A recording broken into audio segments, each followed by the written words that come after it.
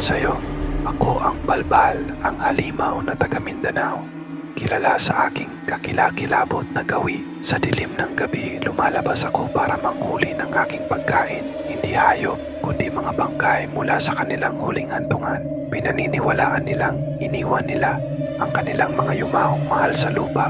Ngunit sa gabi, kinukuha ko ang mga ito para sa aking gutom na tiyan. Ang mga bulong-bulungan sa baryo ay puno ng takot at pag-iingat, lalo na kapag may nawawalang katawan. Gumagamit sila ng asin at mga dasal bilang proteksyon, umaasang maliligtas ang kanilang mga mahal sa buhay mula sa aking malupit na kagutuman. Sa mga gabi ng Mindanao, ang iyong bangungot ay maaaring maging tunay. Ako ang Balbal at ako ay palaging nagugutom. Para sa higit pang nakakatakot na kwento, mag-subscribe sa Takot Kuwento.